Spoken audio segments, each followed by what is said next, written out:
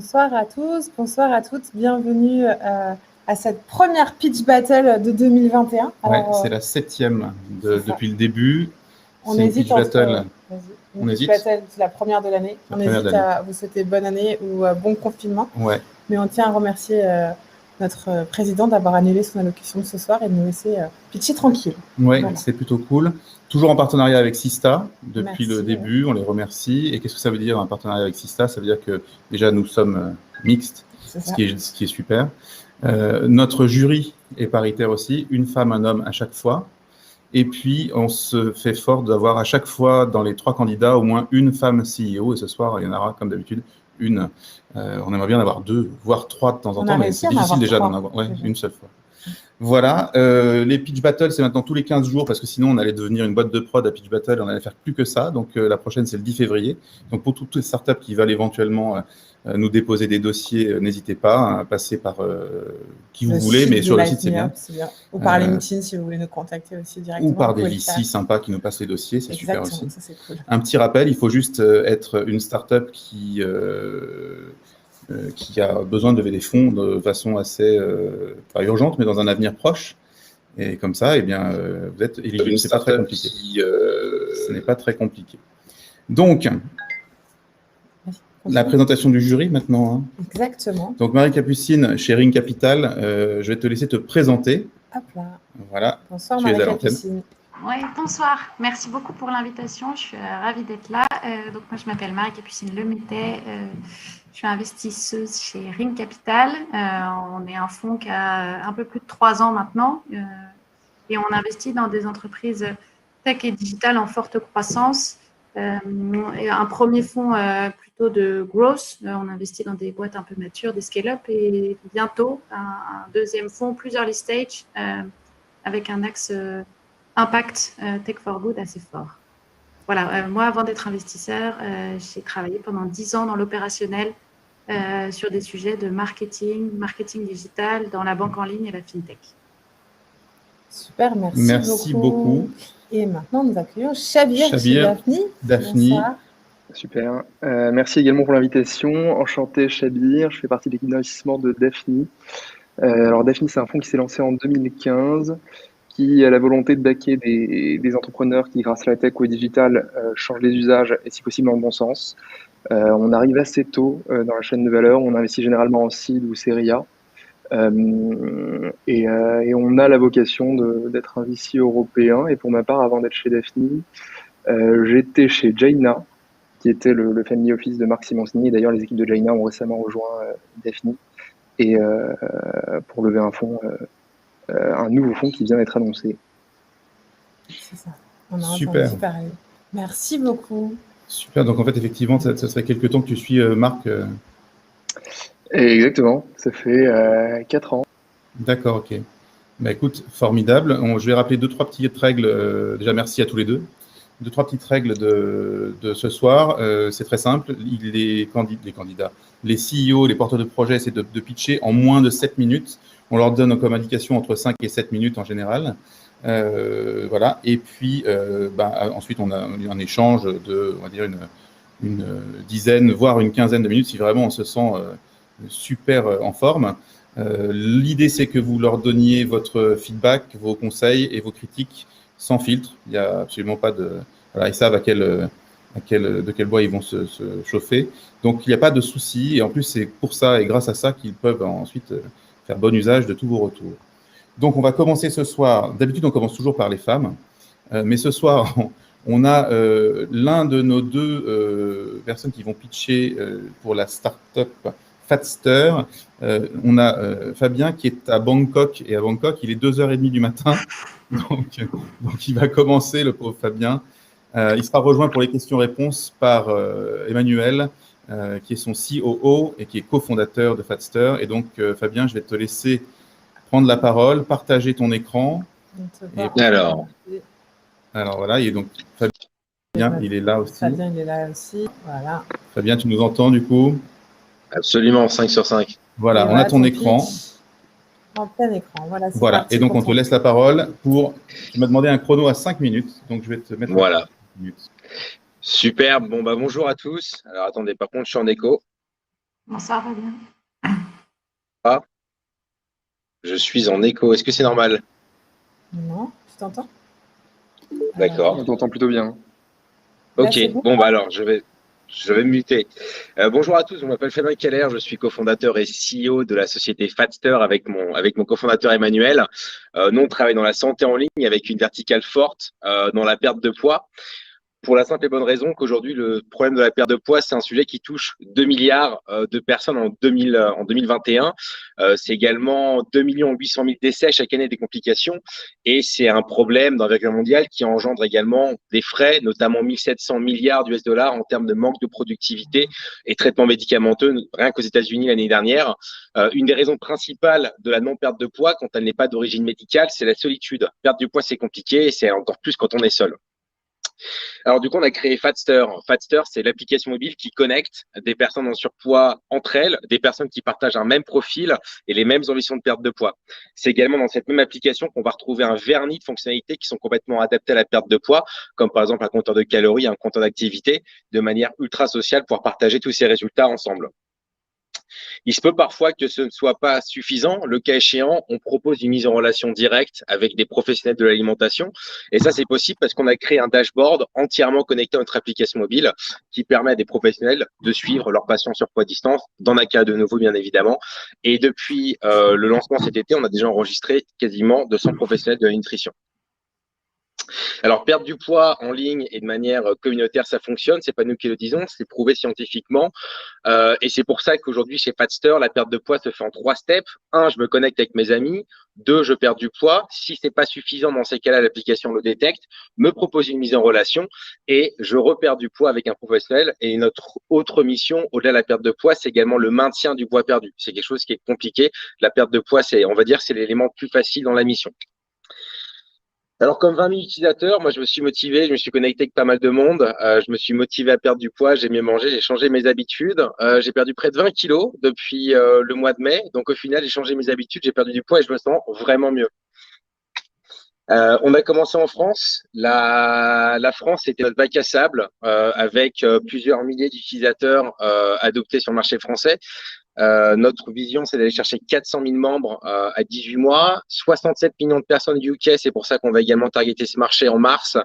Et la raison principale, c'est parce que c'est 77% des jeunes qui sont en surpoids également, donc les millennials. Et puis Singapour à partir de juin, parce que Singapour, c'est un petit pays qui est également très touché par le surpoids et l'obésité, avec plus de 30% de sa population qui est en surpoids. Depuis le début de l'année, donc c'est plus de 4500 nouveaux membres, à la fois en organique et en paid acquisition. On est sur un coût d'acquisition moyen à $19 par utilisateur qualifié, donc inscrit qui poste dans l'application. On a un ratio daily active user / monthly active user de 22% et on fait tout pour aller chercher le 25 ou le 30% Q1 2021. Fatster, c'est également 96% de femmes, 2 tiers de 10-34 ans. C'est une perte de poids ciblée de 19 kilos. C'est plus de 100 000 amis qui sont connectés ensemble dans l'application.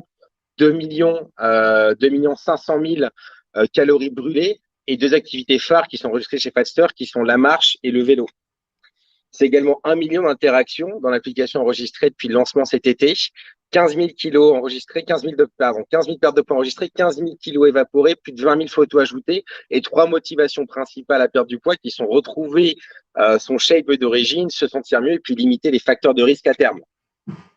Je vous parlais d'un marché de 2 milliards de personnes adressables, un marché global de 2 milliards de personnes. Notre marché adressable représente 650 millions de personnes sur 21 pays et je vous rassure, ils sont déjà tous intégrés dans notre roadmap. Donc, comment est-ce qu'on fait de l'argent chez Fatster? Donc, 3 modèles identifiés. Aujourd'hui, on est sur du gratuit. On est entièrement gratuit. On va commencer à monétiser à partir de Q1 ou Q2 2021 en proposant 2 offres dans cette application. Donc, une première offre qui offre plus de contenu, plus de fonctionnalités, et puis une deuxième offre qui permet un suivi 100% en ligne par des professionnels de l'alimentation en complément de la première offre. À terme, donc à la fin de l'année, donc ça c'est un sujet à discuter, mais à la fin de l'année, en tout cas, on va pousser un moteur de publicité dans cette application afin de permettre à des marques d'alimentation et de sport de pouvoir pousser leurs produits et leurs services directement auprès de nos utilisateurs. Et également pousser des modèles de data et permettre à des sociétés de réaliser des panels auprès de leurs futurs acheteurs. Il faut savoir que le marché de la santé en ligne, c'est un marché qui représente 70 milliards de dollars. qui représentera 70 milliards de dollars en 2025. Donc, 3 barrières à l'entrée, communauté, la communauté qui est difficilement reproductible chez Fatster, les AI/data qu'on collecte aujourd'hui, et puis l'écosystème B2C et B2B qui est entièrement connecté et propriétaire à l'entreprise.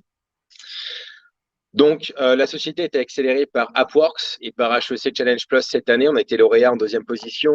On a également shortlisté par Plug and Play à Abu Dhabi pour rejoindre leur programme à partir de février. On est également en discussion avec les Hospices Civils de Lyon, le groupe BDMS, qui est le 5e plus gros groupe hospitalier au monde en Asie du Sud-Est, AXA, également Facebook et Snapchat via leurs accélérateurs, et WeThings, qui est notre partenaire aujourd'hui IoT.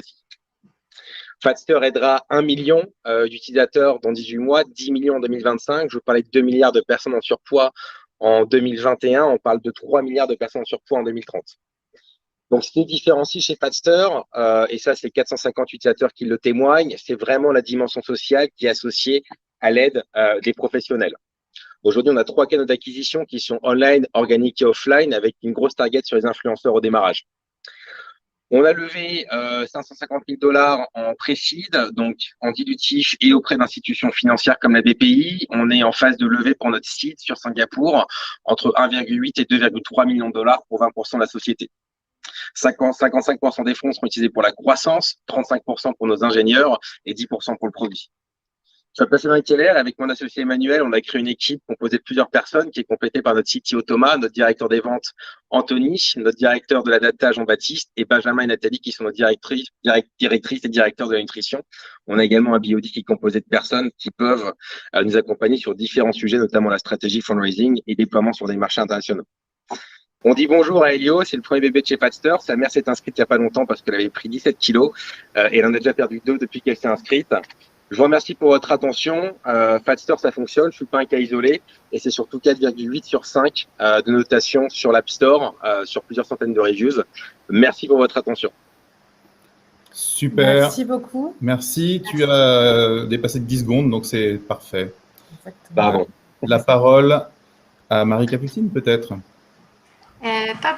Bonsoir Fabien, bonsoir Emmanuel. Merci pour la présentation et bravo. C'est hyper clair et hyper impactant comme présentation. Moi, il y a un point sur lequel il me semble important de revenir et parce qu'il est hyper structurant sur une présentation, je trouve, comme la vôtre. C'est le sujet de la concurrence. Fabien, tu es passé assez vite sur les autres apps concurrentes, sur ce qu'elles faisaient. Et j'ai cru comprendre que la grosse différenciation était dans la dimension sociale, alors que j'ai cru voir sur la slide que en gros, c'était quand même une dimension qui était pas mal travaillée par les autres. Je pense que c'est important de se rendre compte de ce qu'est la concurrence et du principal critère de différenciation. En tout cas, pour moi, c'est un point qui est pas clair à l'issue du pitch, qui par ailleurs était super efficace.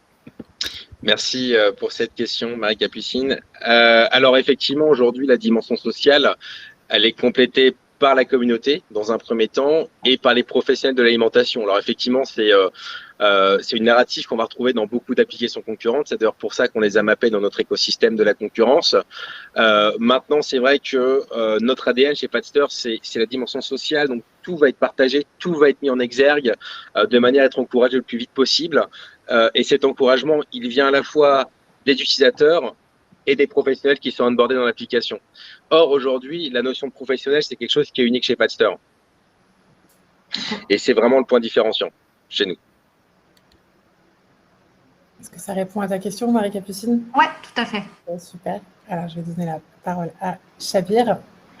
Moi, je pense que je vais rebondir un peu sur la question de Marie-Capucine dans un premier temps. C'est vrai que aujourd'hui, tu as beaucoup d'interactions et j'imagine que la valeur perçue, elle est aussi probablement beaucoup sur les échanges avec la communauté. Est-ce que tu penses que, in fine, tu arriveras à convertir des gens sur une valeur qui n'était pas celle perçue au départ? Donc, à convertir et à faire payer des gens sur une valeur qui n'était pas celle perçue au départ? Alors, en fait, on a déjà, c'est une excellente question, merci pour cette question. Donc, on a déjà des utilisateurs qui demandent à aller un petit peu plus loin dans le service. On a déjà poké On a déjà une proof of concept de l'abonnement payant. En fait, si tu veux, on a dans cette application la capacité aujourd'hui de réaliser un bilan en ligne via des professionnels de l'alimentation, donc qui sont internes à Fatster. Et encore hier, on a reçu des demandes de personnes qui habitaient à l'étranger et qui justement n'étaient pas sur les mêmes plages horaires que celles proposées par nos nutritionnistes. Donc c'est quelque chose qui est demandé. Maintenant, notre capacité à monétiser, je pense qu'elle viendra réellement sur des fonctionnalités à très très forte valeur ajoutée. Donc on est aujourd'hui en train de roadmapper tout ça, en train de roder le process de sélection de ces fonctionnalités avec justement des calls réguliers avec nos users sur quoi ils seraient prêts à payer. Mais on a identifié quelques features premium à pouvoir pousser et on a des demandes en fait déjà de suivi par des professionnels de l'alimentation. Donc c'est quelque chose qui a déjà commencé à être monétisé chez nous. Et du coup là-dessus, sur cette, sur ton go-to-market, tu comptes rester exclusivement sur la perte de poids, ou tu basculeras sur un message peut-être plus large et quitte à intégrer des gens qui ont juste envie d'avoir un nutritionniste pour avoir une alimentation plus équilibrée? Alors, encore merci pour cette super question. Aujourd'hui, on parle de perte de poids chez Fatster, mais il faut savoir qu'on a également des personnes qui sont là pour le maintien du poids, qui ont perdu du poids, qui ne veulent pas le reprendre. C'est d'ailleurs un vrai sujet de discussion qu'on a avec les hospices civils de Lyon, où aujourd'hui, si tu veux, il y a un énorme problème d'éducation sur la perte de poids et ce qui se passe après la perte de poids. On prend un cas d'exemple très simple, les personnes qui se font opérer de l'estomac, par exemple, qui font un bypass, une chirurgie gastrique, donc en fait, c'est des personnes qui n'ont pas réussi par elles-mêmes à perdre du poids et c'est des personnes qui parfois pensent une fois l'opération réalisée, c'est un coup de baguette magique et finalement, il n'y a plus besoin de ça. En fait, c'est ad vitam aeternam.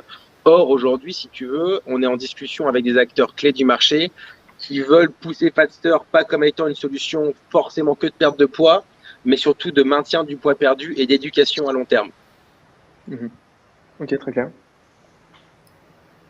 Dans Fatster, si je peux rajouter quelque chose à ce que dit Fabien.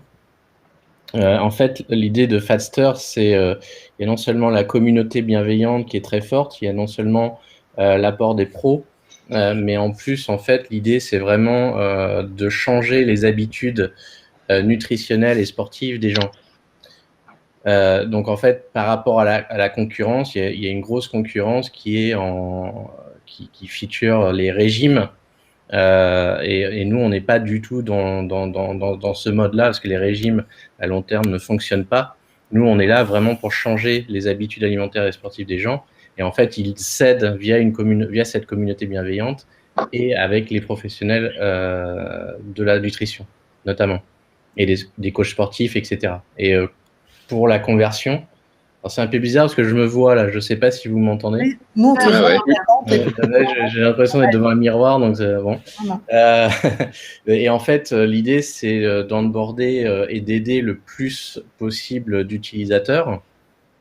Et en fait, de leur proposer des modules supplémentaires, donc comme disait Fabien, des modules à forte valeur ajoutée, notamment des rapports personnalisés, etc. Et en fait, l'idée, c'est vraiment de convertir un certain pourcentage de cette base d'utilisateurs. Donc, en fait, selon HBR, Harvard Business Review, la conversion d'une app en monétisation, c'est entre 3 à 5%. Nous, on est entre les deux, on table à 4% en fait. Et l'idée, c'est évidemment d'exploser les scores, comme par exemple Spotify qui est à 27% et Dropbox qui est à 7,5%. Donc en fait, dans notre business plan, tout ça, c'est calibré et comment dire, mis de façon conservative, mais évidemment, on veut augmenter notre rétention, augmenter la conversion, etc. Et par exemple, pour les citer, en fait, on a un peu en ligne de mire une application qui fait très bien ce genre de choses et qui s'appelle Quit, par exemple. Donc en fait, on a des benchmarks, on a comme vous avez vu, beaucoup d'interactions dans l'app. Donc, on a plus d'1 million d'interactions dans l'app aujourd'hui. Et donc, de likes, de comments, de partages, etc. il y a déjà une très forte communauté et un amour de l'app, je dirais. J'appellerais même ça comme ça. Donc en fait, tout ça, c'est positif, c'est très encourageant. Et effectivement, on reçoit tous les jours en fait des emails de feedback utilisateur avec, c'est des vrais pavés, quoi. Moi, j'ai jamais vu ça en fait en 20 ans de monde de start-up et d'investissement. J'ai jamais vu des trucs comme ça. Donc en fait, les utilisateurs et notamment les utilisatrices, puisqu'il y a 95% de femmes dans l'app, en fait, nous donnent plein d'idées pour améliorer l'app, etc. Et donc, il y a des idées qui sont évidemment qui peuvent être gratuites parce que c'est juste une amélioration de l'app existante, mais aussi beaucoup d'idées qui peuvent être monétisées. Merci beaucoup, Emmanuel. On va peut-être laisser Marie Capucine vous donner un conseil après ces questions. Quel serait ton feedback? Alors, pour mon feedback, je pense qu'il y a un vrai sujet sur la prochaine phase. C'est-à-dire que là, vous pitchez pour une levée de fonds qui va vous emmener sur le next step. Vous avez déjà fait un pré-seed. Là, il y a le seed. Moi, c'est vrai que j'aime bien savoir quelle est en gros l'étape qu'on va franchir ensemble si on investit. Est-ce que là, il y a un sujet d'atteinte de taille critique en termes d'utilisateurs? Est-ce qu'il y a une grosse évolution produit à aller chercher? Est-ce qu'il y a une maturité du business model? Je trouve que ça donne beaucoup de visibilité aux investisseurs. Voilà, c'est un conseil. Je pense, à nouveau, le pitch est assez complet et assez efficace, je le redis, parce que Fabien a réussi à couvrir un spectre assez large et à nous donner beaucoup d'infos. En revanche, moi, ce qui me manque, c'est cette visibilité sur l'étape et sur ce qu'on attend de cette levée de fonds. Okay. Merci beaucoup. Et pour terminer, Kabir, ton retour. Alors, j'ai pas grand-chose à ajouter là-dessus. Peut-être, moi, j'ai juste hâte de voir comment tu vas faire évoluer ton message et ton go-to-market qui aujourd'hui a généré beaucoup d'usages, mais qui demain aura peut-être un objectif qui sera différent, et notamment peut-être dans un autre objectif qui sera la monétisation. Et après, juste anecdotique, mais tu nous as fait un peu peur, je pense, pendant la présentation en parlant de $19 de coût d'acquisition. Ouais, c'est $0,19. Ah ouais, pardon. Ah ouais, non, c'est $0,19 de coût d'acquisition. Pardon. C'est $0,19. C'est la fatigue, quelqu'un n'avait pas lu. Ouais, on est à $0,19 de coût d'acquisition. Ouais. C'est presque pareil. Ouais. Ça va. Merci beaucoup. Merci beaucoup. Merci à tous. Merci beaucoup. Merci. Le pitch qui était Fabien, tu peux aller dormir. Voilà. Je suis réveillé là. Je vais rester. À la nuit de Bangkok. Bon, si tu veux pas dormir, tu peux continuer à nous suivre, il n'y a pas de souci. Ouais, je vais essayer un peu quand même. Merci à tous les deux. Merci à tous. Super. Merci beaucoup. On reste là en tout cas. Merci. Bonne soirée et on accueille maintenant Féliana qui va nous parler de Shopmate. Féliana, est-ce que tu peux partager ton écran? Est-ce que tu nous entends bien déjà? Ah non, on ne t'entend pas. Ah non. Là, pour le coup, je pense que tu as un problème de son. Est-ce que ton micro est ouais, de mon côté, c'est bon? Féliana, on ne t'entend pas? Ok, bon, on va régler le problème de son et peut-être… Féliana, on va peut-être passer, passer avec Christophe, du coup, qui va nous parler de Speeddress. Christophe, ça ne te dérange pas de passer en deuxième? Non, c'est bon. Tu nous entends? Christophe. Bonsoir, Christophe. Vous m'entendez? Oui, on t'entend très bien. Donc, je vous entends et vous m'entendez? Oui, tout à fait. Est-ce que tu veux partager ton écran? Alors oui, que je me rappelle, en bas. Tout à fait.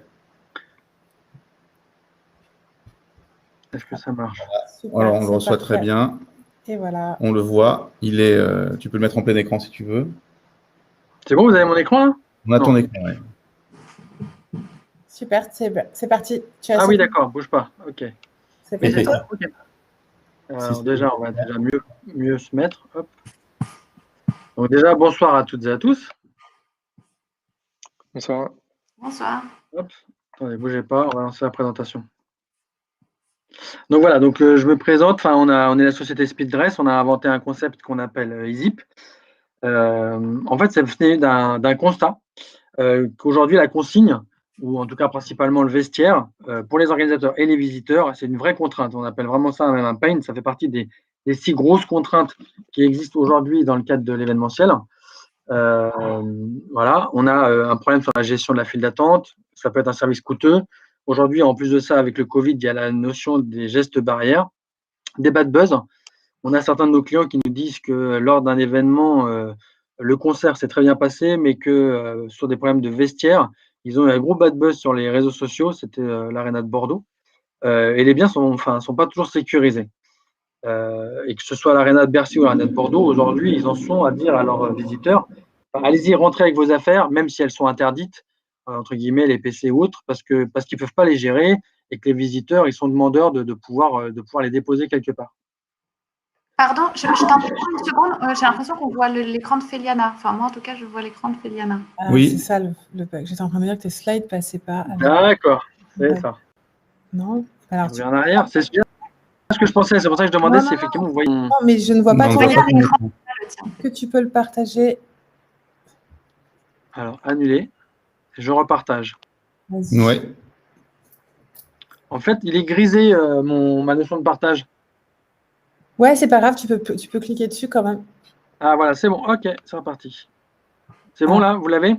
Je le vois pas, non.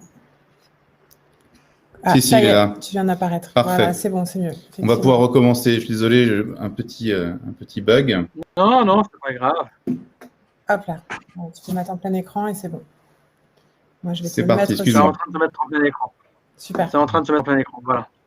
Parfait. Donc oui, alors rapidement, c'est ce que je disais. Aujourd'hui, les contraintes qui existent dans le cadre de l'événementiel, on les connaît un peu plus ou moins. Les biens qui ne sont pas sécurisés, des bad buzz qui ont pu intervenir dans différents événements, un service qui est coûteux et qui aujourd'hui où les gens ne gagnent pas d'argent, que ce soit l'événementiel ou que ce soit l'organisateur ou que ce soit le lieu, mais qui mettent quand même à disposition. Donc voilà, on est parti de ce constat-là suite à un concert auquel j'avais assisté.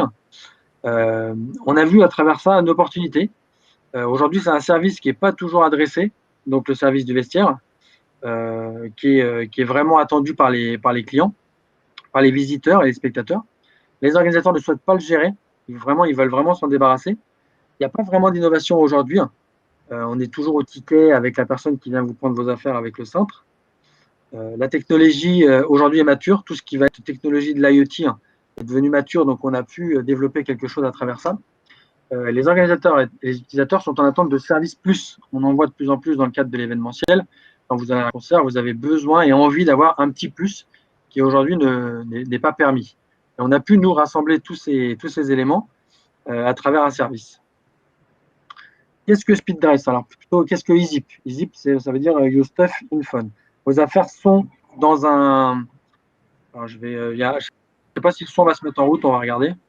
Là, l'idée, c'est qu'on est passé à travers un bac sur lequel joindre des sécurités. Les personnes mettent leurs affaires dans le bac et nous, on utilise le smartphone de l'utilisateur pour pouvoir faire verrouiller ce bac. Et nous, on récupère le bac et ensuite, on va le gérer dans un lieu qu'on va définir avec l'organisateur. Qu'est-ce que ça permet pour l'organisateur? D'avoir un service clé en main avec une mise en place rapide. On met 30 minutes, on arrive et montre en main, notre service est prêt. C'est sécurisé parce que seul le smartphone de la personne qui l'a fermé peut l'ouvrir. C'est mobile, on est capable de se mettre n'importe où, à n'importe quel endroit, puisqu'on gère notre réseau. Et on a une maîtrise des coûts, puisqu'on a un effet de masse et on a besoin de moins de personnel et de moins de place pour pouvoir gérer le vestiaire.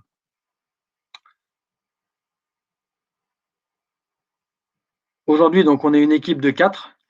Rapidement, donc, vous avez Christian Garnier, qui est le senior, entre guillemets, qui a une longue expérience dans l'industrie et coach de dirigeants. Blandine Davienne, qui est cofondatrice, qui s'occupe de tout ce qui est administration et finance. Elle a été adjointe de direction dans un centre culturel, donc elle connaît l'événementiel. Marius, qui s'occupe de la partie technique, et chef de projet en infra et outils métiers. Et moi, en fait, qui est consultant en freelance. Et en fait, tout ce petit monde s'est retrouvé autour de ce projet. On a tous adhéré. Et en fait, on vient tous de milieux différents. Et on est vraiment complémentaires. Et on est capable aujourd'hui de pouvoir gérer l'ensemble du périmètre et on est capable de se compléter sur tout le besoin qu'on a au niveau du développement, que ce soit la partie technique, la partie communication, la partie logistique, la partie gestion des contrats avec les clients et autres. Alors, les slides sont un peu longs à venir. Est-ce que c'est bon? Oui, c'est bon.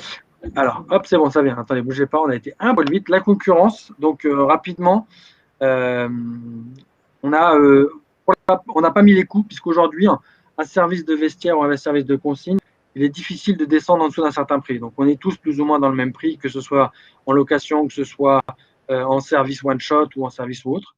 Et là-dedans, là, vous avez différents services qui existent. Vous avez d'un côté le service vestiaire avec le personnel d'hôtesse d'accueil. Vous avez des services un peu plus techniques avec des consignes sécurisées.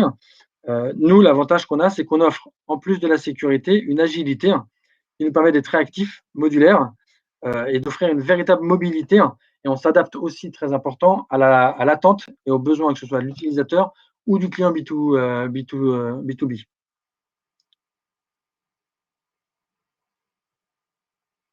Aujourd'hui, le marché, on parle de 30 millions de visiteurs et spectateurs rien qu'en France, sur tout un événement, que ce soit les événements sportifs, que ce soit les salons professionnels ou particuliers, que ce soit les concerts, qui sont organisés par des grands groupes internationaux, Live Nation, GL Event, on a tout un tas de groupes. Ceux qui sont cités là, on est déjà nous en relation avec eux, on a déjà des échanges réguliers, on a déjà eu des signatures avec GL Event par exemple, on est en communication avec les chaînes, mais aussi des lieux d'envergure internationaux comme le Viparis ou Accor. Voilà, donc nous on a des discussions engagées, que ce soit avec le Zénith de Paris, que ce soit avec l'Accor Arena, le Parc d'Expo de Lyon. Et sur 2020, donc l'année qui vient de passer, on a eu 9 événements qui étaient programmés, sur lesquels on avait signé des choses et qui n'ont pas pu avoir lieu à cause du Covid. Donc alors qu'on n'a pas fait de communication, on fonctionne que sur LinkedIn pour l'instant, où les gens peuvent venir nous chercher et on va chercher les organisateurs d'événements. On avait déjà 9 événements de prévus qui n'ont pas pu malheureusement avoir lieu à cause du Covid. Et ces gens, on continue à travailler avec eux, à échanger avec eux pour la reprise qui va avoir lieu, on espère, second semestre 2021. J'ai d'ailleurs eu un client, un prospect ce matin, une cliente ce matin, qui me dit moi, mon événement, il aura bien lieu en septembre, et si c'est le cas, moi, j'ai besoin de vos consignes, quoi. Alors, on a plusieurs business models qu'on peut appliquer, nous, aujourd'hui. Je suis désolé, je suis un petit peu en retard, je vais essayer de me dépêcher. Vente de prestations clés en main, location du service complet auprès de l'organisateur ou la location directe aux participants. Lors d'un événement, l'organisateur lui dit vous mettez là, vous gérez le vestiaire et puis vous gérez le reste. Rapidement, c'est la dernière slide. D'où on vient, où on va, où on est, où on va. Ce qu'on a déjà réalisé, c'est plus de 10 événements. Il y a plus de 1000 utilisateurs qui ont payé déjà. On a déjà validé le prototype numéro 1. On a 500 bacs équipés.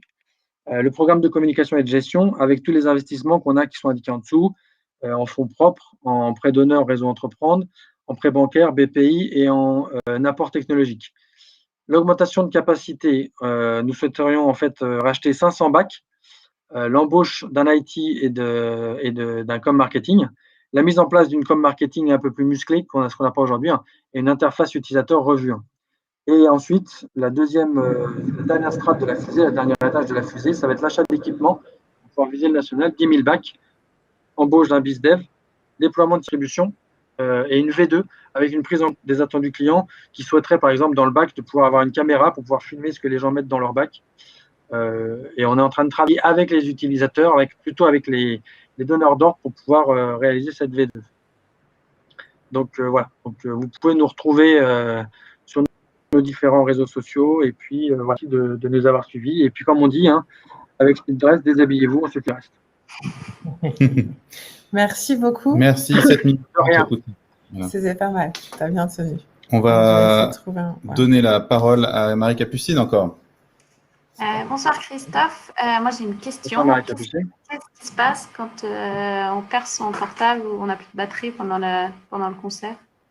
On a une interface à travers une tablette et on a toujours du personnel. en fait, ça fait partie de notre adaptabilité. On a toujours du personnel disponible.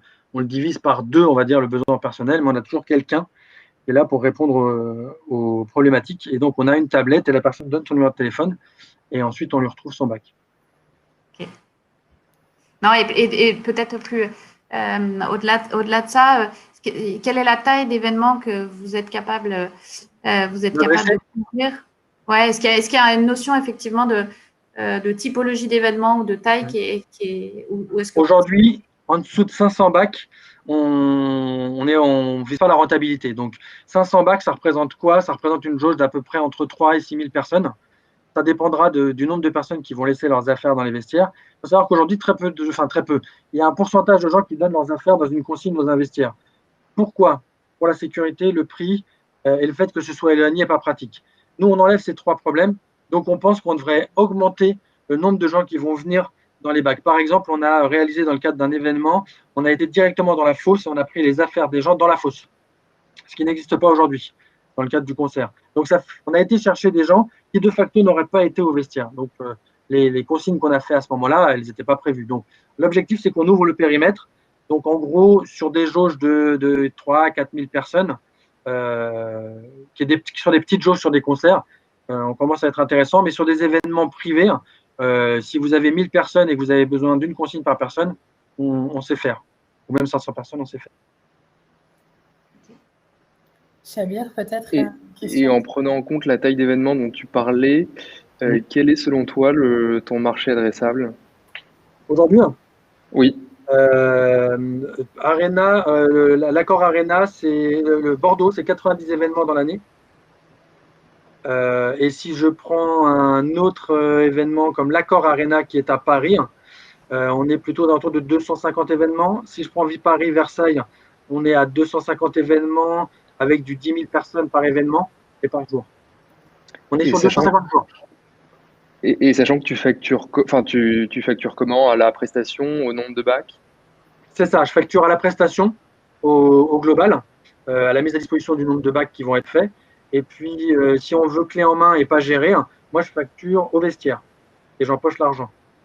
C'est-à-dire qu'on fait la consigne à 3 €, la personne vient, prend le vestiaire et nous, on lui envoie un code SMS, ce qui fait qu'on n'a même pas besoin de gérer de pièces ou quoi que ce soit. C'est très fluide pour l'utilisateur, il vient, il pose, il va à son événement, il reçoit son SMS, il règle pendant l'événement. On casse la file d'attente et on traite la totalité de ce qu'on peut traiter, c'est-à-dire que si ça ne rentre pas dans le bac, on va le traiter de manière, ce qu'on appelle nous, hors process, et on va le traiter en hors gabarit. On va avoir du personnel qui va être capable de traiter ça, avec une remise en main propre à ce moment-là. Ok, très clair. Est-ce que alors le contexte est forcément assez défavorable. Cela étant, est-ce qu'il y a une opportunité? Est-ce que tu vois une opportunité avec des organisateurs d'événements qui forcément repensent toute leur façon de faire, tous leurs prestats, etc. Est-ce que tu vois une opportunité pour commercialement t'imposer, montrer un nouvel usage qui est plus en phase avec les restrictions pour que, en gros, dès que ça réouvre, tu puisses accélérer?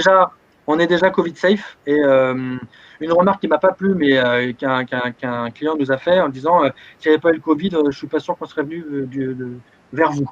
Mais on a d'autres gens avant la notion du Covid qui étaient déjà venus vers nous parce que effectivement la contrainte de place est très importante pour un organisateur qui va préférer vendre ses mètres carrés à des comment on appelle ça, à des exposants que d'utiliser de la place pour mettre des cintres et des affaires. Donc dans les deux cas, c'est-à-dire dans le cas si demain tout le monde est vacciné et le Covid n'existe plus, on avait déjà une demande qui apparaissait sur notre côté technologique, notre côté gain de place et notre côté gain de personnel et réduction des coûts avec l'échelle qu'on va pouvoir avoir. Et de l'autre côté, sur le Covid, on est déjà Covid safe. C'est-à-dire qu'aujourd'hui, on est 2 sur la place qui existe dans le vestiaire, on est 2 à pouvoir répondre à l'attente sur la sécurisation du vestiaire. Et moi, en plus de ça, notre société, en plus de ça, a l'avantage de casser la queue, enfin de casser les files d'attente pour justement limiter le problème qu'on a aujourd'hui, qui est très important, qui est la file d'attente, la gestion de la masse figée. Nous, on éclate cette masse figée. Merci. Donc, on a, avec la notion de mobilité et de manutention. Merci Christophe. On va peut-être passer au feedback. Chabir, un conseil, qu'est-ce que tu pourrais recommander à Christophe? Alors, te recommander, je sais pas. Moi, enfin, peut-être te recommander de travailler, parce que je pense que si jamais, par exemple, nous, on avait creusé le sujet, ce qu'on regarderait beaucoup, c'est tous tes enjeux logistiques, enfin, ta capacité aussi à passer le modèle à l'échelle et de combien de bacs tu aurais besoin, de combien de personnel tu aurais besoin pour atteindre une certaine taille et pour pour que l'investissement soit pertinent pour un VC. Et puis voilà. Merci beaucoup. Marie-Capucine? Ouais, je rejoins ce que dit Chabir. Je pense que le point positif de ce pitch, c'est qu'on comprend bien la proposition de valeur. Comme si on était un organisateur, je pense on voit bien et c'est hyper clair. En revanche, la stratégie de croissance, elle est assez peu explicitée. Voilà, tu parles de partenaires ou de deals que tu pourrais signer avec GL Events, etc. Peut-être être plus assertif sur les grandes pistes de la stratégie de croissance et les grands enjeux derrière, notamment logistique. Très bien. Merci beaucoup. Christophe, je crois que tu as de quoi faire du coup pour améliorer et travailler ton pitch. Merci beaucoup. On va essayer de reprendre contact avec Féliana. Bonjour, est-ce que vous m'entendez? Oui. Alléluia. Voilà. Très bien. Féliana, désolé pour le mishap tout à l'heure avec ton pitch qui est resté. C'est moi, je pense, c'est mon réseau. Oublié de passer la bonne presse. Je n'ai pas ouvert le bon, donc c'est ma faute. Donc voilà. Et donc maintenant, c'est à toi. Tu peux partager ton écran cette fois. Bien sûr. Alors. Je vais te mettre 7 minutes de décompte. Alors, mon écran, est-ce que vous pouvez voir? Alors, l'écran, il arrive. Cette fois-ci, on va mettre le bon. Voilà, c'est bon. C'est bon. Tu peux y aller quand tu veux. Très bien. Alors, vous pouvez voir mon écran, c'est bon. Et je peux cliquer à partir de là. Tout à fait. Alors, je m'appelle Felina Chitradevi, je suis la fondatrice de ShopMate. C'est bien, ShopMate en anglais, ça veut dire ami de shopping. C'est en fait une application qui permet les gens qui veulent acheter sur le même site en ligne pour bénéficier de la livraison gratuite et plus écologique. Pourquoi cette idée m'est venue? C'est pas du tout pour sauver la planète. Au début, c'est vraiment pour sauver mon propre problème et le problème de mon porte-monnaie. Alors, j'aime bien faire les achats en ligne, surtout aujourd'hui avec le confinement, avec le 3e confinement, on est en fait obligé, c'est devenu nécessaire, même indispensable. Mais en revanche, je ne trouve pas nécessaire ni indispensable de payer 5 € la livraison alors qu'on aimerait acheter un savon de 10 €, un t-shirt à 15 €. Donc, de là, j'ai imaginé en fait, quand je suis allée au bureau de poste, je suis allée au Bon Dia Relais, j'ai vu tout un tas de colis, ça provient exactement des mêmes marques dont j'ai acheté, souvent des mêmes marques qui se répètent. Je me suis dit, ce sont en fait mes voisins qui achètent exactement le même moment que moi, qui payent potentiellement les frais de livraison tout comme moi, qui polluent la planète tout comme moi. Donc, de là, je me suis dit, je pourrais potentiellement sauver la planète. Donc, je me suis dit, avec le concept ShopMate, c'est très simple. On va identifier le minimum d'achat de chaque site en ligne et puis on va identifier des personnes qui veulent acheter sur le même site et qui habitent dans le même quartier et on les regroupe pour que leur montant d'achat dépasse ce minimum nécessaire pour être livré gratuitement. Donc, de là, en fait, ShopMate va essayer de résoudre le problème lié à la livraison. D'abord, pour le consommateur qui cherche la gratuité, donc grâce à mutualisation. Ensuite, le problème lié à l'écologie, qui est recherché aussi bien par le consommateur et par le site e-commerce. Comment réduire l'impact écologique des derniers kilomètres et aussi comment réduire l'emballage, le plastique, le styrofoam lié à le packaging dans la livraison. ShopMate va diviser tout ça en deux. Donc, troisième problème, le site e-commerce a le grand problème. Panier abandonné, 75%.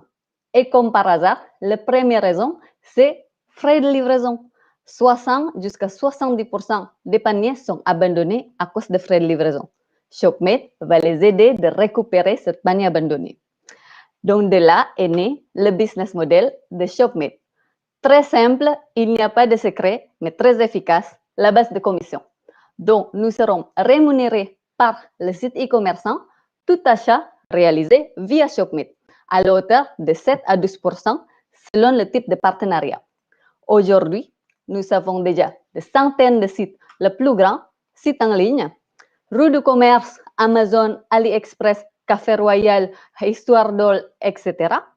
Et nous avons également des dizaines de sites en ligne qui met en place ShopMate en étant une option de livraison gratuite et plus vite sur leur site, comme par exemple le site de thé vert Malindo, c'est thé vert bio français. Ensuite, le site international de rénovation avec son filiale en France qui s'appelle Upskin.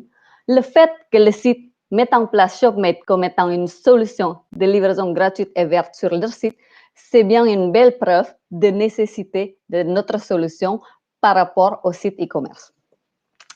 Alors, derrière tout ça, nous avons un grand marché, en fait, calculé à la base des marchés de e-commerce qui s'agrandit de plus en plus.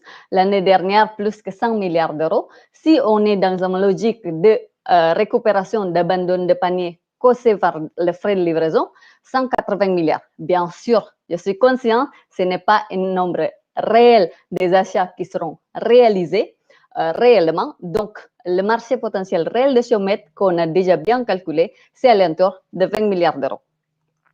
Ensuite, pour notre métrique du jour, notre histoire en fait a commencé l'année dernière avec une toute petite site bien modeste. En fait, c'est juste pour regrouper les gens qui veulent acheter en ligne, mais qui se communiquent via email.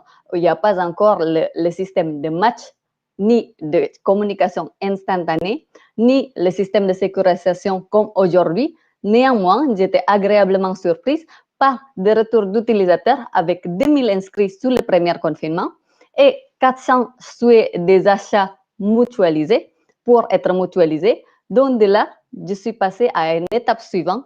La deuxième étape, j'ai, avec mon équipe, essayé de créer l'application pendant tout l'été l'année dernière. Donc, ça vient de sortir sur Play Store et App Store la fin novembre 2020. Donc, aujourd'hui, nous avons déjà plusieurs matchs avec 21 d'achats réalisés et bien sûr, on a aussi économisé et réduire le CO2 émis par la livraison. Alors, derrière tout ça, il y a une équipe qui travaille très dur. Donc, mon équipe et moi-même, je me présente d'abord par rapport à mon parcours.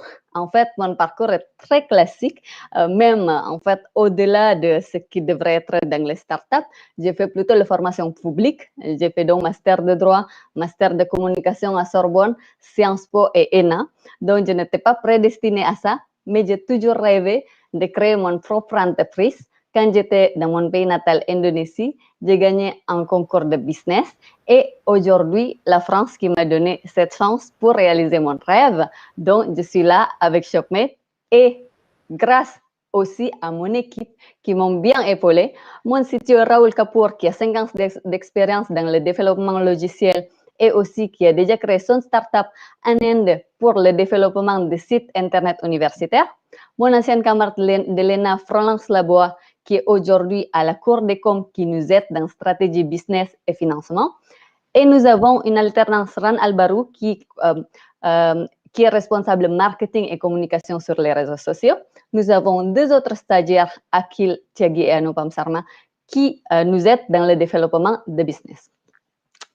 Donc, aujourd'hui, ce qu'on souhaiterait pour le levée de fonds, en fait, de pouvoir généraliser l'utilisation de ShopMate avec le renforcement d'équipes. J'ai besoin de personnes pour renforcer les équipes techniques et développer notre produit pour que ça soit plus en face par rapport à ce que demande notre utilisateur. Mais aussi pour renforcer le partenariat avec tous les sites en ligne, mettre en place une grande campagne marketing parce qu'aujourd'hui, on dépense presque 0 budget et donc généraliser l'utilisation de ShopMate dans toute la France. Mais derrière tout ça, notre vision le plus chère, c'est vraiment de pouvoir révolutionner de manière d'acheter en ligne de façon plus économique, mais aussi plus écologique. Et donc, avec tout ça, je pense que je ne peux pas sauver la planète, mais je peux le faire avec vous. Merci. Merci beaucoup pour ce pitch. Hop, je vais couper ta présentation pour me remettre à l'écran. Est-ce que Shabir? C'est parti. Eh ben, merci beaucoup, c'était très clair. Moi, j'avais une question sur le process. Oui. Concrètement, comment ça se passe? C'est-à-dire que la personne qui fait l'achat avance l'argent pour tout le monde? C'est ça, exactement. Donc, l'intérêt de ShopMate, c'est bien le système de sécurisation. C'est-à-dire, d'abord, il y a deux personnes qui vont se retrouver sur ShopMate et la personne va décider qui va acheter pour les deux. Donc, il y a deux boutons qui est écrit Shop et Mate, donc le lead et le Mate. C'est-à-dire, le lead, c'est la personne qui va acheter pour les deux. Et le Mate, c'est la personne qui va joindre cet achat. De façon Blablacar, le conducteur, et l'autre, c'est le covoitureur. Et donc, le lead, c'est le conducteur. Lui, on va le diriger vers le site marchand avec l'URL derrière. Si on a le partenariat, comme ça, le site marchand, ils savent que ça vient de ShopMate.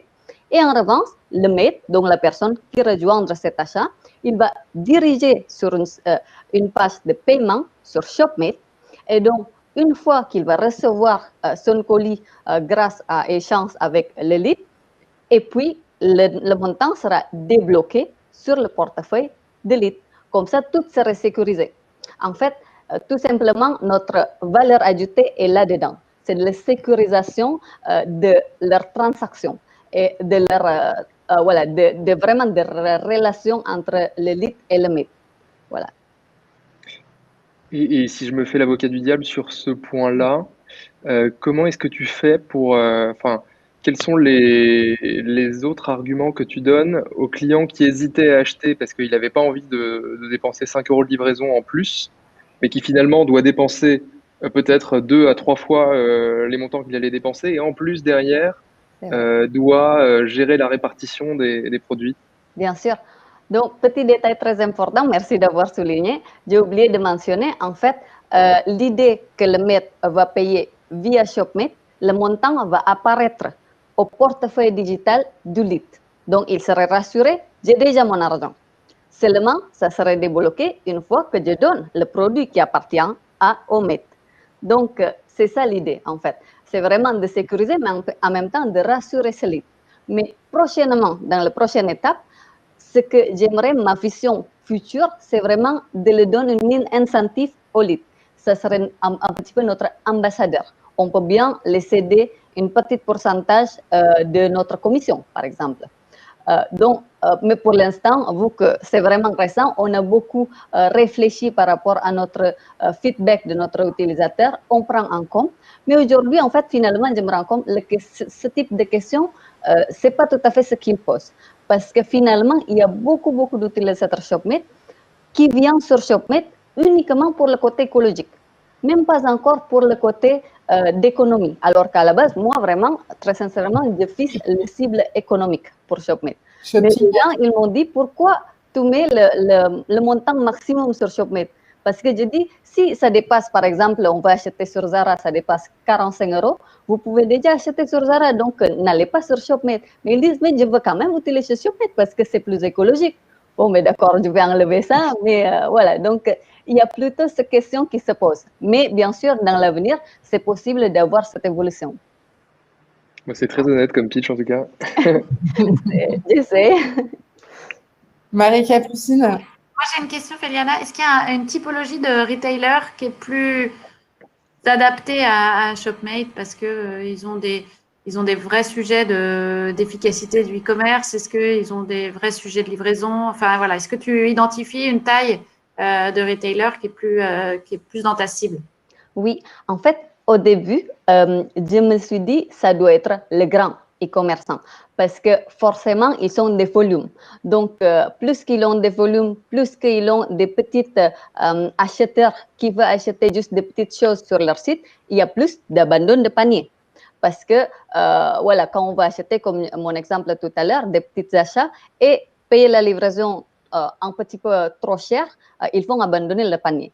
Mais finalement, ma vision est un petit peu évoluée au fur et à mesure.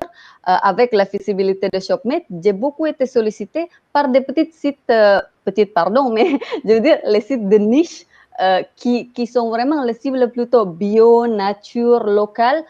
Donc, il veut en fait avoir ShopMate comme une solution de livraison gratuite et verte parce que ça les renforce leur image écologique. Ça, d'un côté. Et deuxièmement, parfois, leur coût de livraison est encore tellement élevé parce que justement, ce ne sont pas encore des grands sites. Ce sont encore des petits sites. Ils couvrent en fait au fur et à mesure leurs frais de livraison. Par exemple, il y a un site qui s'appelle Bonjour Le Bon qui veut collaborer avec nous parce qu'il livre les viandes, etc., les produits locaux frais. Donc, le frais de livraison, c'est 15 € parce que c'est livré le jour même. Eh bien, le panier d'achat, c'est 80 €. En même temps, leurs produits, c'est à l'alentour 20 €, 40 €. Donc, il y a beaucoup de gens qui abandonnent ce panier parce que le frais de livraison est tellement cher. Mais en même temps, ils ne peuvent pas se permettre d'avoir la livraison qui dure 4 jours, 5 jours parce que c'est le produit frais. Donc, finalement, c'est le cible idéal pour ShopMate. Il va absolument intégrer ShopMate pour que les gens puissent mutualiser leurs achats, dépasser ce panier et puis tous les deux bénéficier de la livraison gratuite. Eux, au moins, ils ont déjà dépassé le montant minimum pour pouvoir couvrir cette livraison. Voilà. Donc, je pense que c'est de plus en plus des petits sites de niche, mais aussi, bien sûr, des grands. Il ne faut pas exclure pour que notre utilisateur puisse avoir des panels de choix le plus possible. Voilà, c'est ce qu'on est en train de travailler. Ok, merci. Et quel argument tu donnes aux e-commerçants qui vont te dire si je mets ShopMate, la personne qui était sur le point d'acheter, en fait, va partir sur autre chose, va essayer de faire une démarche et peut-être qu'elle va pas trouver de gens avec qui partager la commande et finalement on va abandonner son panier et qui par ailleurs dépense une tonne en marketing et va éventuellement perdre la trace de l'achat des gens qui ont co-acheté entre guillemets sur ShopMate et finalement le coût d'acquisition leur coûtera presque plus cher que qu'ils auront économisé avec la conversion du panier. Oui. Alors, très bonne question. Je pense que j'ai déjà évoqué plusieurs de ces sujets. Tout d'abord, j'ai regardé beaucoup des études sur la conversion de sites. Le taux de conversion de sites, parfois, on ramène 100 personnes au site Internet, on va avoir 10 personnes qui vont mettre des articles sur le panier. Il y a donc 7 personnes qui abandonnent. Dans ces 7 personnes, 5 à 6, c'est causé par le frais de livraison, finalement. Donc, déjà, c'est un argument pour nous en disant que nous, on va essayer d'aider de récupérer votre panier abandonné. Au lieu de payer des tonnes de marketing pour ramener 100 personnes qui va finalement arriver à 3 personnes qui achètent, donnez-nous les commissions si jamais cette personne achète vraiment. Déjà, c'est plus efficace comme en termes de marketing, en termes de coût et budget. Voilà. Mais aussi, il y a cette question de plutôt expérience utilisateur que vous avez très bien souligné. J'ai déjà discuté avec plusieurs, justement, sites e-commerce qui veulent travailler avec nous. Et donc, ce que je leur ai dit, déjà, notre connexion est très facile, normalement. Donc, ça peut être avec Facebook, App Store, avec Google directement. Donc, c'est un clic. Bien sûr, après tout, on a besoin d'inscription. Mais encore une fois, on est très nouveau, donc on réfléchit toujours par rapport au feedback aussi bien d'utilisateurs et des sites e-commerçants. Je me suis dit, un système de plugin, ça serait peut-être le mieux pour que l'utilisateur n'a pas besoin de finalement quitter le site directement. Et donc, on installe directement le plugin, l'utilisateur actif une fois qu'il va finaliser l'achat. Donc, ça, c'est dans l'avenir. Mais aujourd'hui, bien sûr, on doit le rediriger quand même via ShopMate pour, à un clic, ils peuvent se connecter et trouver leur partenaire. Et deuxième solution, comme vous avez dit, vu que peut-être ils ne vont pas trouver, ils vont attendre trop longtemps, ils seront perdus, il y a solution qu'on a déjà proposée à eux, justement avec les sites plus de niche, etc., qui collaborent avec nous de manière étroite, c'est-à-dire qui mettent ShopMate dans leur site comme une option de livraison, on s'engage pour le faire en coup de marketing pour eux.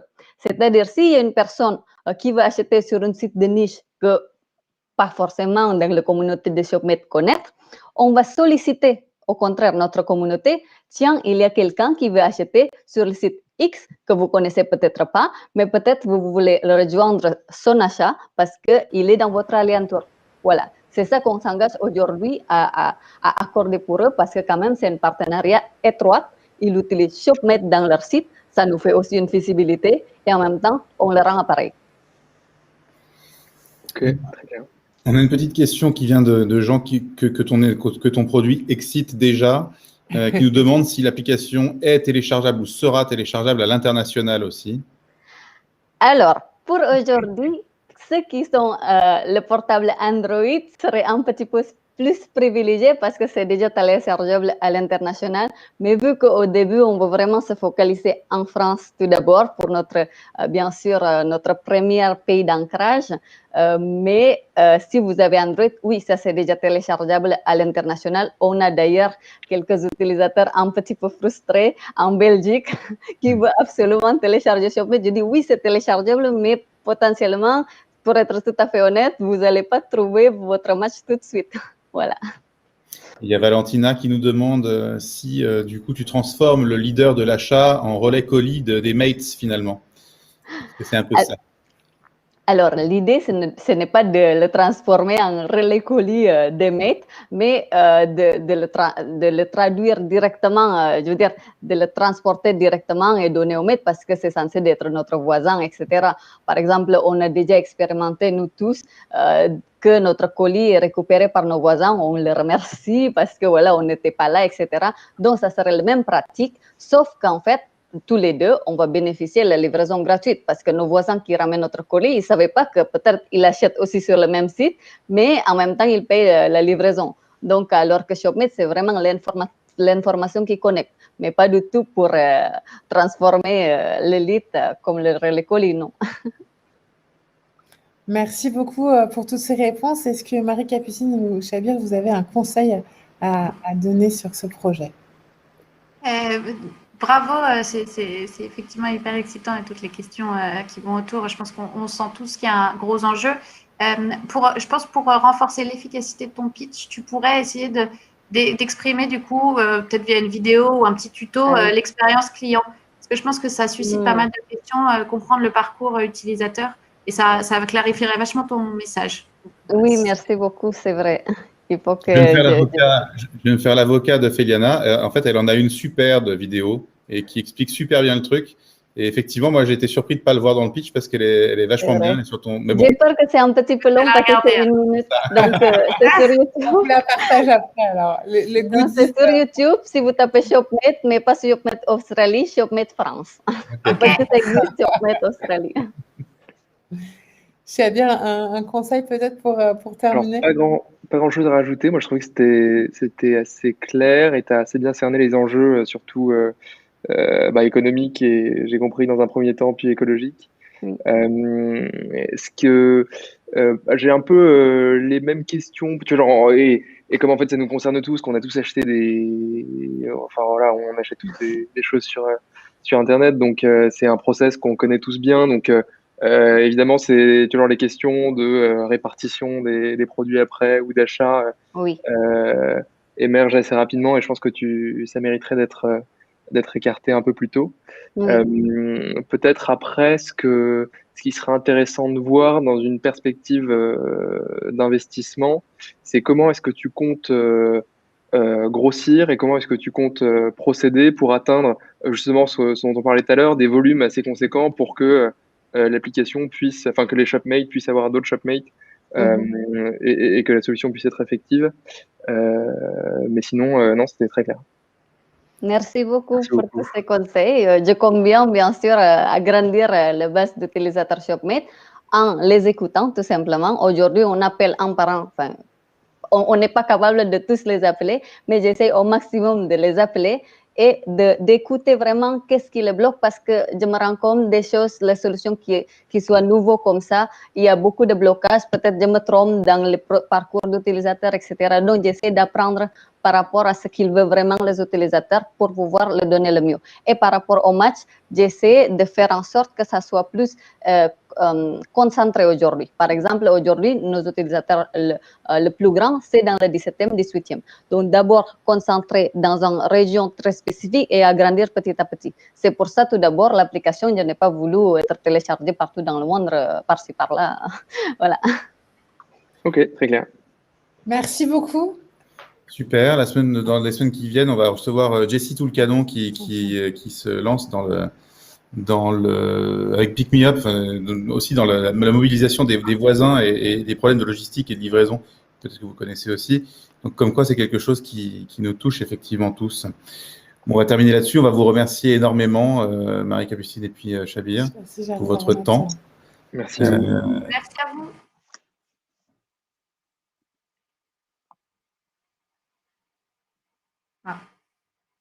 Tout seul sur le...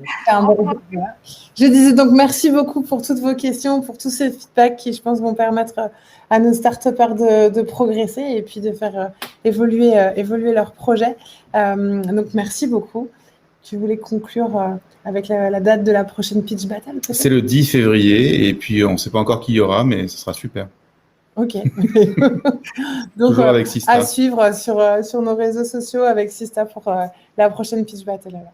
Merci à toutes, merci à tous et à très bientôt. Bonne soirée. Bonne soirée. Merci beaucoup. Bonne soirée.